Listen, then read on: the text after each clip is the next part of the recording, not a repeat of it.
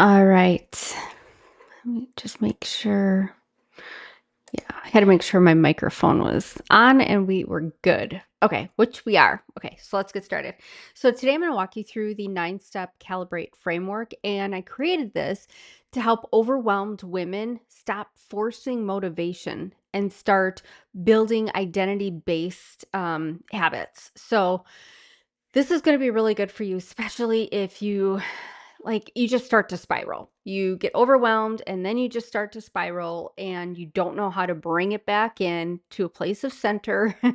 and it's 9 steps, but it's not going to take you forever to get through the steps. They're super easy. It's very, very simple. And that's why I designed it this way because I like things simple. If it's like multiple layered steps, I'm not going to do it. And I don't know about you, maybe you won't do it either, but this 9-step calibrate method, it's very doable, it's very simple. Let's get started. Okay. So, I want you to know you're not incapable, you're very capable. And you're not inconsistent.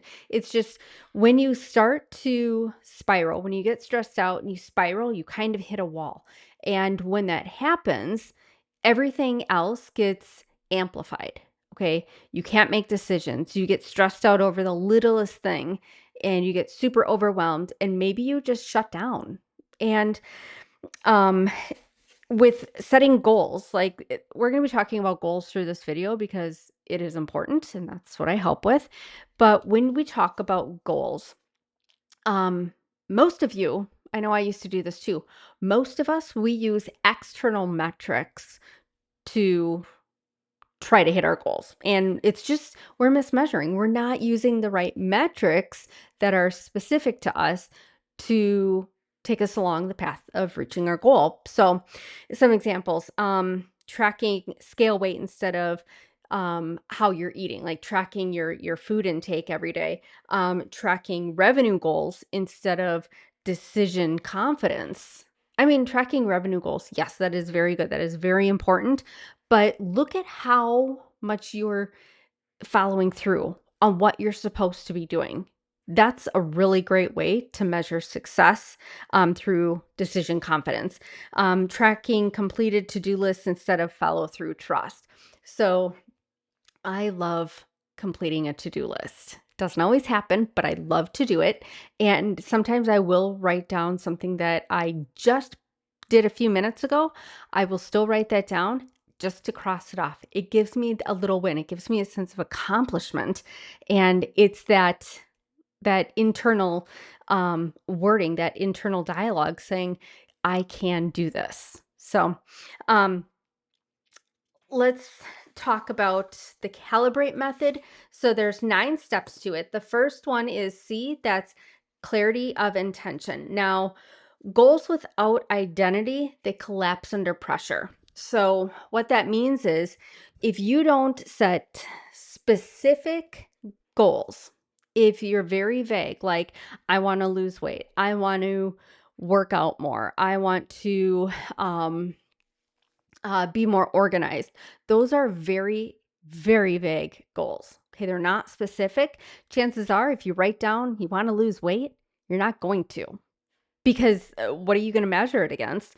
So, goals without identity, they're going to collapse under pressure. That's why it's super, super important to get super specific, like hyper specific, and write everything down kind of like your OCD. Okay. You just need to have everything jotted out. You need to have a plan, your I's dotted, your T's crossed. You need to have everything written out super specific. So I want you to ask, here's a recalibration question is, does this goal feel aligned, simple, and necessary? So whatever you want to hit in life, whatever goal you want to achieve, maybe it's increasing your revenue, maybe it's increasing your client base, maybe it's um you want to feel better, you want to feel healthier. Got like a piece of hair that's really weird. Um so is the goal aligned with your values? Does it align with your lifestyle and what you want to achieve? Is it simple? Okay? It's not overly complicated. Is it simple? And is it necessary? Okay, what is the point of that goal to get you to the next step that you like the bigger picture? That's what I'm trying to say. So, I want to talk to you about borrowed goals. So, if you're wanting to wake up at 5 a.m. and be part of the 5 a.m. club because people that you work with, that's what they do, or the people that you follow online, that's what they do. Okay, those are borrowed goals. And that is just going to lead to burnout and frustration. And it's not going to be good. Sorry, my daughter just texted me. Um, so think about your goals. Just put on your blinders, stay in your own lane, and don't worry about what anybody else is doing. They don't they're not living your life. They don't do things that you do. So stay in your own lane, put your blinders on, do things that feel aligned with you. Another example of a borrowed goal is launching a group program just because, big name mentors are doing that, or people that you admire are doing that. And, or maybe you have a brick and mortar business and you see these business owners like starting memberships or creating communities, and that's all great, but does it fit with you? Does that align with you? Don't do something just because other people are. It's called keeping up with the Joneses, and I know that you've heard that term before. So don't sacrifice your mental health, because if you do try to keep up with everybody else and that is not right for your time, you're going to get burned out, you're going to get stressed and frustrated, and you're going to get very, very bitter. And we don't want that for you. So, the goal here is to have your own lane, have your own goals mapped out, super specific. So, the um, the calibrate method, it's not a checklist. Okay, it's not a checklist. It's not a planner, personality. It's nothing overly complicated. It is a behavior change calibration tool. So we're starting to change behaviors. We're changing how you think about things. We're changing how you go about your day, how you think, how you act. We're changing you at the foundation level. So I want you to think about this as, who do you want to become in a year from now, in 5 years from now? Um, I wouldn't go out any more than 5 years, but 6 months from now, who do you want to be? Who do you want to show up as? If you could close your eyes and envision your perfect business, your perfect life in 6 months from now or a year from now, what does that look like? How are you living? How are you going about your day?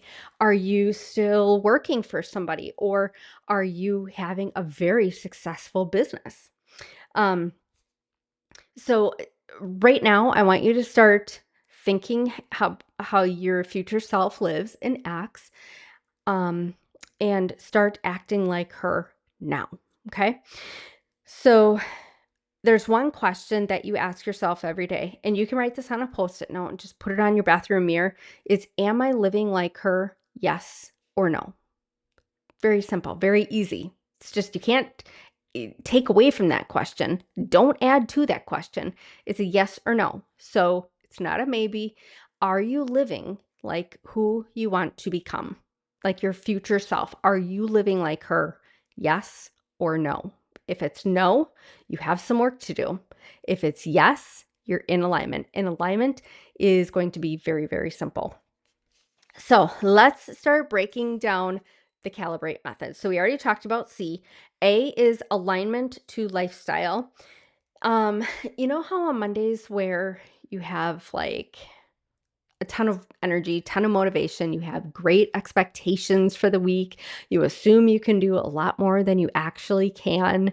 Um, and then a couple days go by and it's just like you start to fall off the wagon, and things that you thought were going to be easy, it's not really easy. And you start to lose that momentum. We've all been there. It's having that unrealistic capacity assumption. So be realistic about what you can achieve during the week. So on a piece of paper, or I'm going to link in the notes below. I'm going to link to a daily productivity schedule, and I don't have one. Sorry. I thought I had one here and I don't. So it on the daily productivity, it lists the day, it lists your non-negotiables, which we'll talk about in a second. It lists your top 3 priorities. Well, lists it goes 3 to 5 priorities. Um and what you're going to do tomorrow. There's a place for notes, and there's another section that I cannot remember. Okay. But anyway, click the link in below and print that off. You can use one sheet per day, or you can do 2 days per sheet. I tend to do 2 days per sheet just because it saves paper and it's a little bit easier. But I'm an old school girl, so I like pen and paper. I like paper planners. Not a fan of everything being digital. So, um, click the link below. Make sure you snag that. It's going to make a huge, huge difference in your day. And you're going to be able to close those loops. So I will say on the back of that sheet, so the daily productivity planner, on the back of that sheet, do a brain dump. And it can be every couple days. You can do just one for the week. But I would say do one at the beginning of the week. And then as you start changing out the forms, do another brain dump. And I want you to not judge what's being written down. So anything that's in your mind, it can be appointments, it can be schedules, it can be tasks, it can be chores, it can be anything really. So just write it down, and then your top 5 tasks or top 6 tasks that you want to achieve, circle those, and then number them 1 through 6. So out of that 6, you're going to pick the top 3 and put them in the top 3 priorities list, and then assign a time block to them. So if it's a bigger project, maybe you're going to need 60 to 90 minutes. If it's a smaller one, maybe you'll need 30 to 45 minutes. And make sure to set the timer on your phone as well. And that way you don't have to worry about how much time is left, or you don't have to focus on anything else because you already know that time is already scheduled for the work for that top priority. Okay. So that's all I'm going to say about that. Let's move on. So with your alignment, the goal that you are wanting to achieve, doesn't matter what it is, whatever the goal is, it must work on low energy days. So even when you don't have motivation, when you just don't feel like doing anything, the goal that you want, your non-negotiables, they need to be able to work on the days where you just don't have any energy. You don't have that motivation. The good thing is you're not motivation dependent. Okay. So I want your non-negotiables. I want this behavior to become a part of who you are. So it's identity-based habits. So I want you to get into the habit. I want it to come like second nature.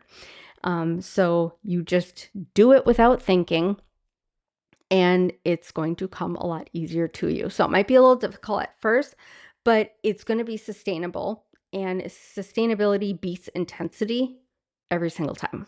Okay. So the other note that I will mention is with your non-negotiables or the habits that you're trying to build, it needs to survive real life. If it doesn't, if it is that inflexible, I don't even know if that's a word.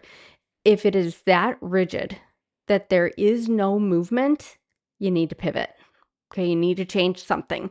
So what your tasks, your habits, they need to be very flexible. It needs to be able to survive everyday life. You need to be able to pivot. You need to be able to go with the flow if needed. So if it doesn't survive real life, my friend, it is not aligned. So you'll need to think a little bit differently. So L in Calibrate, it's little daily actions. And what I mean by that is micro actions are identity proof. And what that means is every time you take a little step, every time you take a little action, it's proving to yourself, it's proving who you're becoming. And those create tiny little wins, which is amazing. Those are to be celebrated. The massive actions, those are motivation dependent. So when you're looking at massive action, that's like the big picture, the big step. It's like the peak. You can't jump from step 1 to step 10.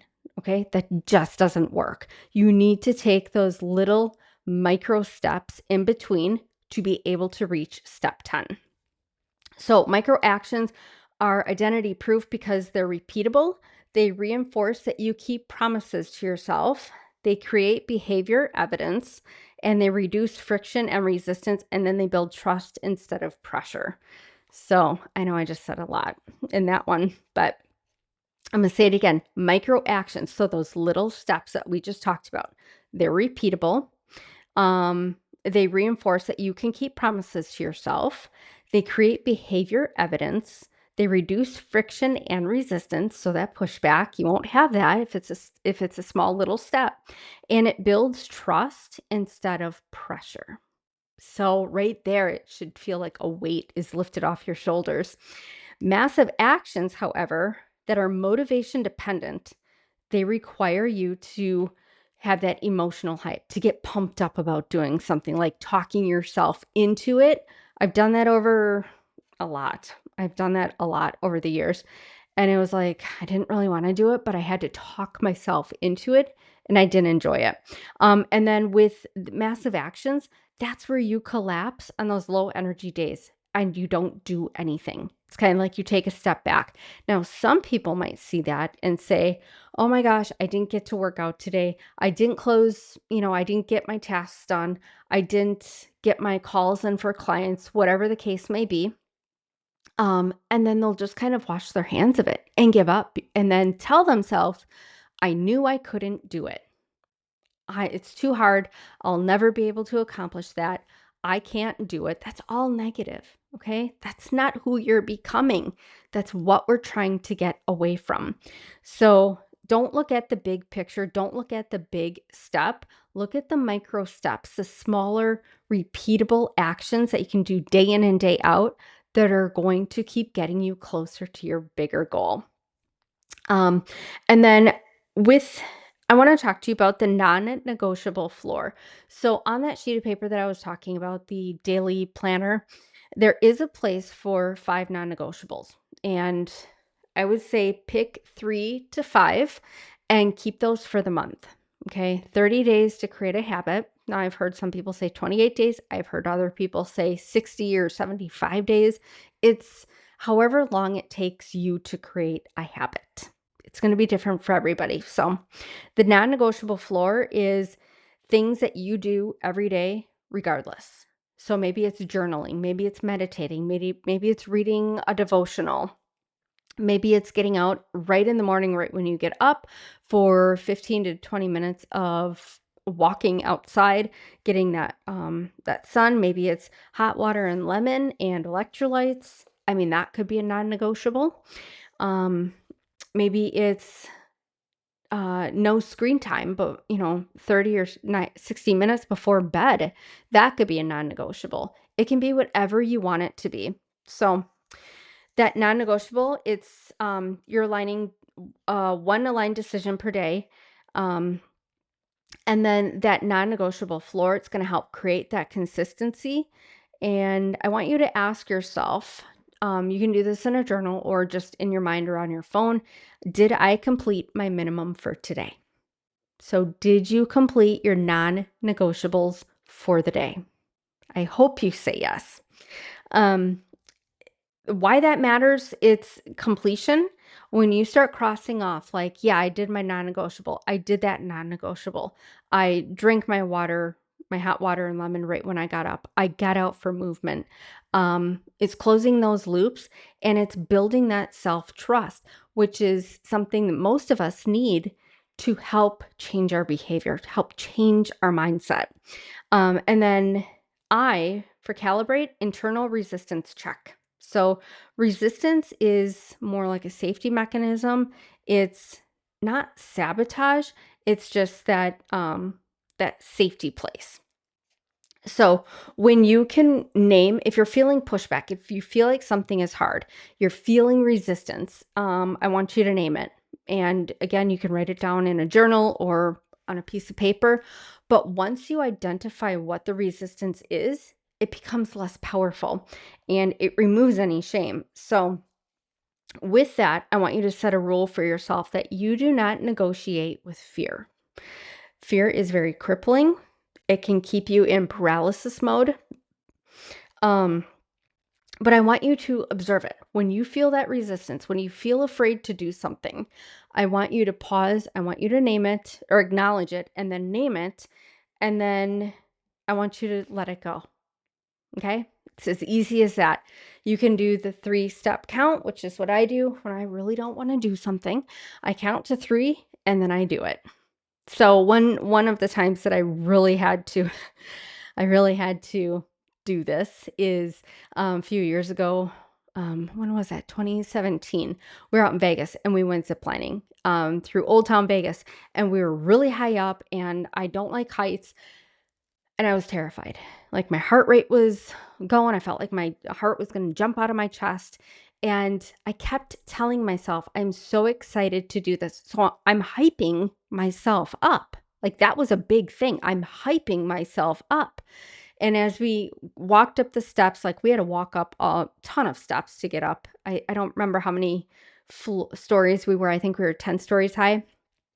Um, but we got to the top, my legs were like jello, and I'm like telling myself, I can't do this. I don't want to do this. I'm terrified. I don't like what if something happens? What if the class breaks?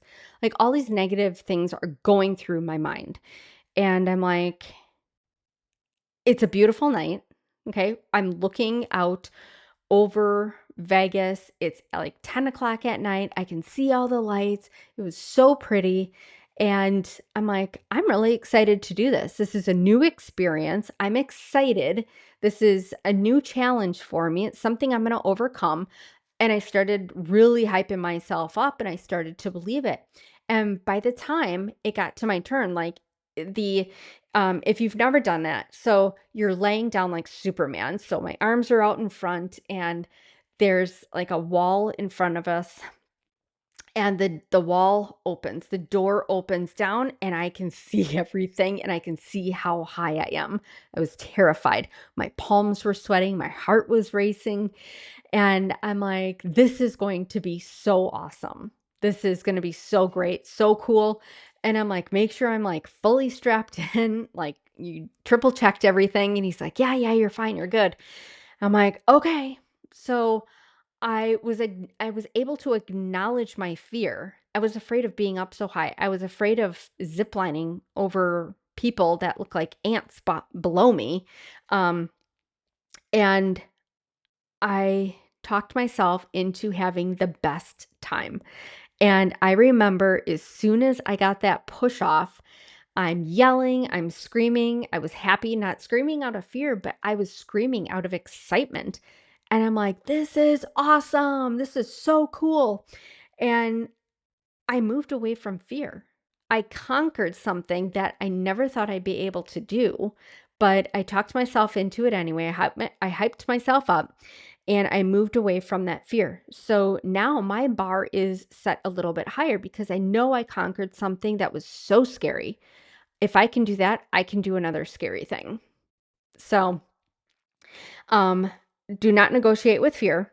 Don't allow it to play like to loop and loop and loop around in your mind because it will cause paralysis and you'll be stuck. Okay. Negotiation, that's going to keep you stuck in those loops. So, um, when I want you to think about when any resistance comes up, how are you responding? Are you responding with fear, which we just talked about? Are you responding with hesitation? Are you responding with questions? Are you responding with um, what's um, what's another thing that you could respond with? I don't know. I can't think about it at this time. But some examples of resistance and then how to accurately name it is I've heard a lot of people say, I don't have time. I don't have time. I've used that excuse because, trying to run and grow a business. Um, my husband traveled 50 out of 52 weeks. He was only home on weekends. I had kids at home. I had puppies. Like my life was a dumpster fire, and somehow I was able to keep it contained. Like I was a mess. um, but I use the excuse of I don't have time, and it's because I was trying to avoid something. Another excuse that I've heard a lot is I don't feel ready. Um, and what if I do it wrong? Okay, well, if you're never going to feel ready, there's never going to be a perfect time to do anything. So just do it. Just get over it, move on. That is your way of exposing fear. When you say, I need to feel ready first, um, again, there's no perfect time and you're exposing the fear. So just do it anyway. Do it messy. Who cares? Nobody is like having a uh, like a magnifying glass on you and they're not recording every single step of your life. Okay. You're not a Kardashian. Your life is not being recorded and broadcast for the world to see. So you're never going to feel ready. So just get out there and do it anyway. Um, the other thing is, what if I do it wrong? I have also used that excuse. Not that I'm a perfectionist because I am not, but I felt like, what if I do it wrong? Okay. What if I screw up? What if people I know see me and they're like, oh my gosh, what is she doing? And they start whispering and like mocking me or making fun of me, judging me. Okay. It took a lot for me to get over that. And that's fear of visibility. But that's just way of like subconsciously the perfection trying to protect your identity. Okay. We're not perfect, and that's okay. You're not perfect, and that's okay. Might hurt a little bit when I said that, but um, it's okay if you don't feel ready. Again, do it anyway. You do have the time. Okay. You need to make time. And there's an easy way to do that. Start scheduling time that you say you're going to do something or that you're going to work. Schedule that like you would schedule an appointment. Okay. Put it in your planner um, and make it a non negotiable. And then if you do it wrong, who cares? Okay. Do it again and keep doing it until you feel comfortable, until you get it right. So, the B in Calibrate is behavior anchors. And that means I want you to start stacking habits. So take a habit that you already do, like getting up and brushing your teeth right away, and then stack that with maybe journaling for 5 or 10 minutes or meditating. Okay. So as soon as you get up, you brush your teeth and then you go journal or meditate. Those are just some examples. Your brain, it loves the comfortableness. It loves the familiarity. So after you have coffee, maybe you stretch, you do some movement, you work out. Um, After starting the car, to drive to work or to run errands, maybe you just take 3 to 5 deep belly breaths. You do some deep breathing just to recenter yourself. Um, so those are just some examples, but habit stacking, start doing that. It's going to change your behavior. It's amazing. Um, and then the measurement check, did I anchor this to something that I already do? So you can make a list of habits, old ones, and then pair it with a new habit that you want to start doing. Um, and then by doing that, by habit stacking, that is going to remove decision fatigue because that's one less thing that you have to decide. That's awesome. That's one less decision that you have to make each day. You do that. I think it's like 34,000 decisions get made each day. Don't quote me on that number, but I thought I read that somewhere. That's a lot of decisions. And if you can take 50 off the table, I mean, that's just a little chunk, but still, it makes a difference. So start habit stacking. Now, the R in Calibrate is renewed self talk. So I love this one. I want you to start using how you talk to yourself as data. Okay. Keep track of what you're saying to yourself, what you tell yourself when you mess up, what you tell yourself when you're in a stressful situation, what you tell yourself when you have an argument or things don't go as planned.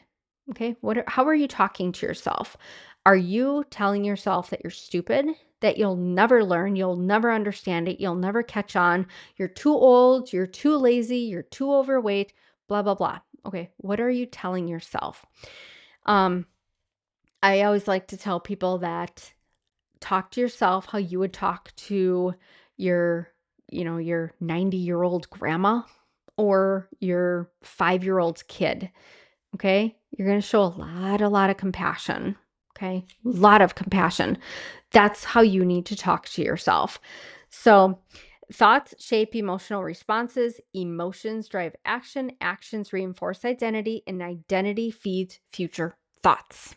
Okay? We got that triangle going on. A lot of moving points in there. Um, but I want you to start changing how you're showing up for yourself, how you're talking to yourself. So if you wouldn't say it to your 90-year-old grandma or your 5-year-old child when, they got tears streaming down their face and everything is so hard and they're just trying to exist, what are you going to say to them? You're probably going to, pull them in and give them the biggest hug ever and tell them everything is going to be okay, that they're super smart and they're lovable and they're bright and funny. So start telling yourself those things. It makes a huge, huge difference.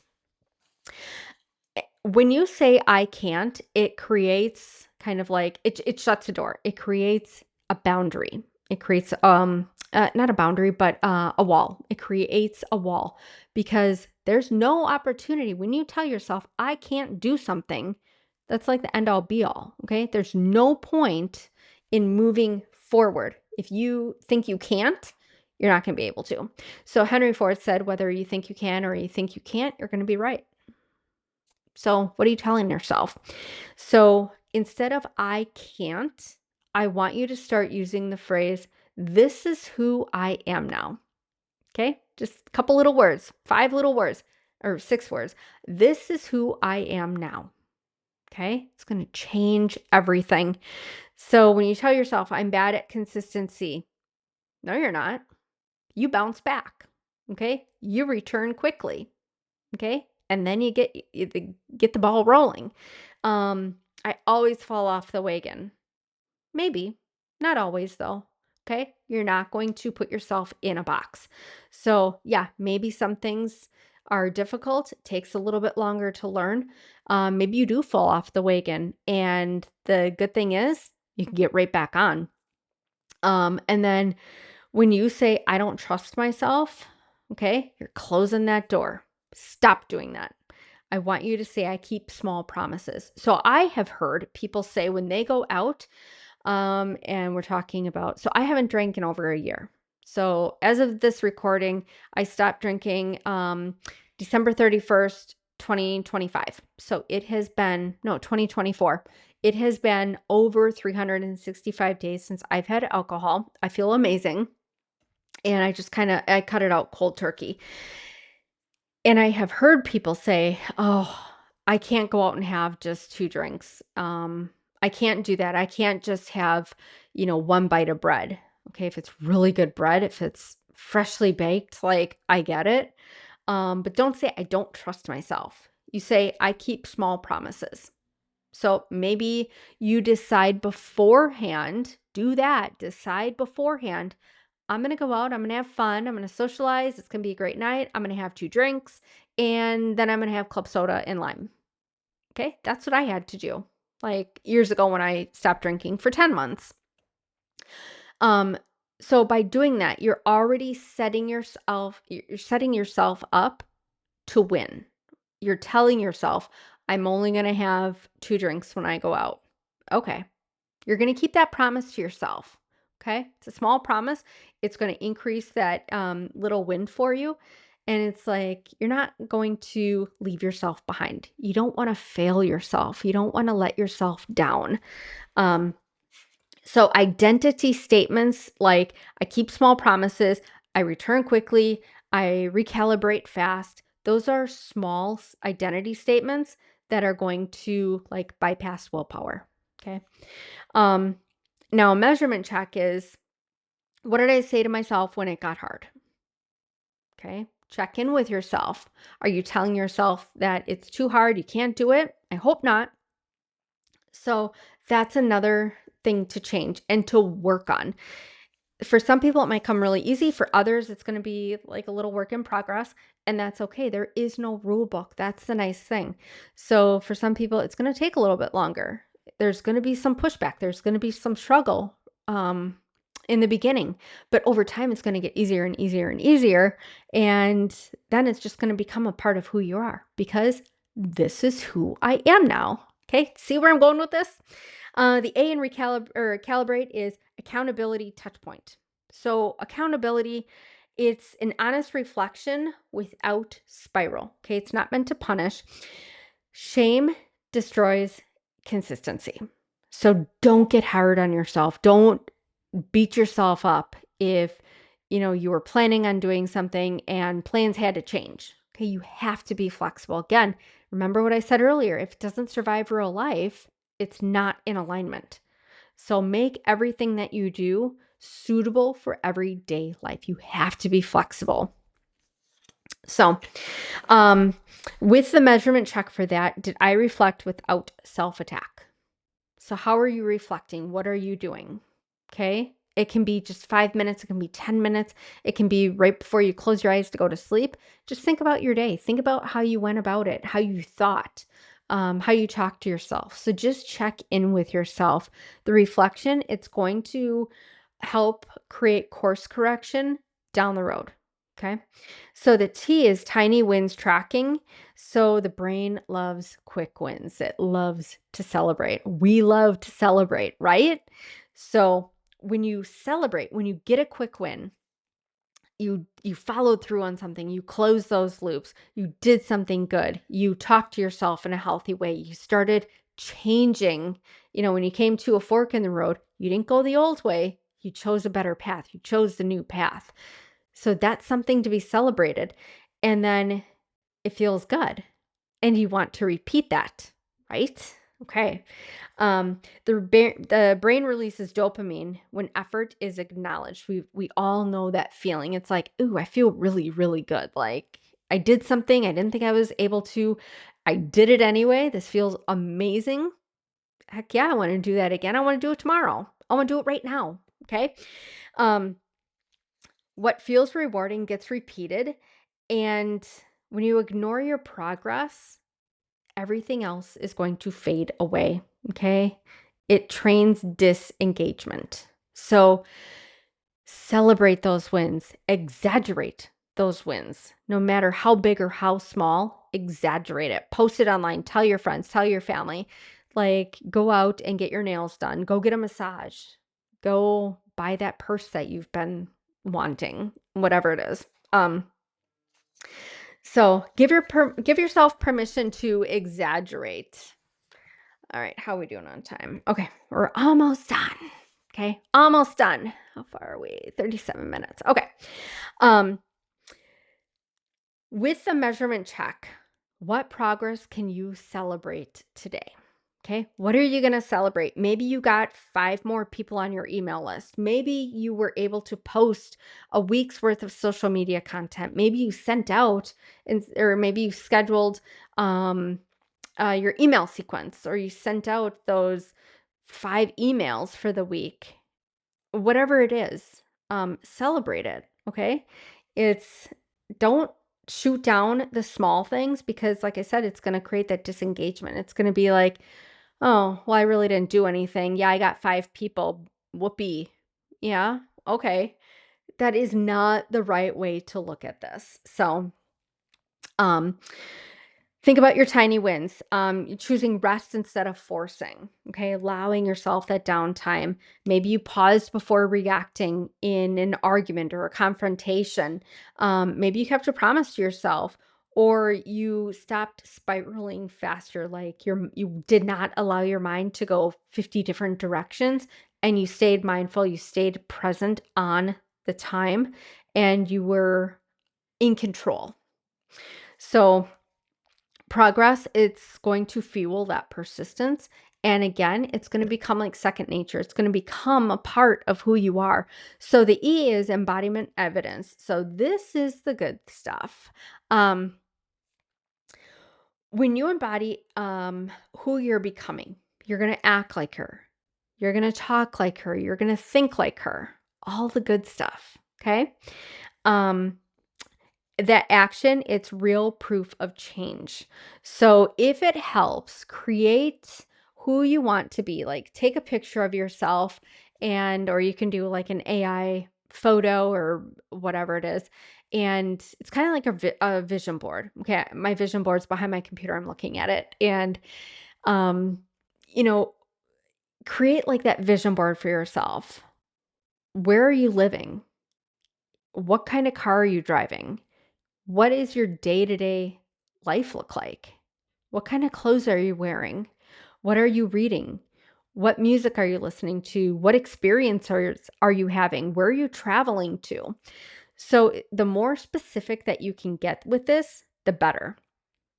Um, and put it someplace where you're able to see it every day, because that's going to be like top of mind awareness. It's going to be easier for you to remember, oh yeah, this is who I'm becoming. This is what I'm doing. This is how I'm acting. These are the goals that I'm setting for myself. So, the future self filter is, would your future self be proud of the choices that you're making today? Yes or no? It's not a maybe. It's a yes or no question. And then what did you do today that proves that you're becoming her? That's your measurement check. Okay. What are you doing today that proves that you're becoming your best future self? You're becoming her. What are you doing? Evidence, when you can look back and start to connect the dots, that's evidence that yes, you're taking the daily micro steps to become the person that you want to be. So, oh, okay. We went through a lot. This is not an overwhelming productivity thing. It's just like, I know I went through a lot. I did have a lot to cover, but they're such small steps, small shifts in behavior, small shifts in how you think and how you show up for yourself. It's what you need to start building that self trust and to start recalibrating yourself. So, create that vision board and, take me online. It's Next Level Self Journey. And it's a new Instagram account that I had created. So take me in it. I want to see what you're becoming. I want to see your progress. So you follow me, I will follow you right back, and I will celebrate your wins with you. I will cheer you on in your journey, because we are not in competition with each other. I'm on my own path, you're on your own path, and we are doing this together. We're doing it side by side. We're not in competition, my friend. So I want you to think daily, are you calibrated or are you drifting? Are you in alignment with what you want to achieve, or are you veering off of path like very quickly? Okay, if you are, acknowledge it and get right back on your path. So, all right, my friend, I hope you enjoyed this video, and connect with me, CourtneySpace.com. And then make sure to click that link below to get the productivity day planner. And like I said, you can print out 7 sheets if you want, or do 2 days per sheet. That's what I do. Makes it a lot easier. And yeah, I hope this video served you well, and I will talk to you again soon. All right, bye. If I can find how to cut out this video. There we go. Bye.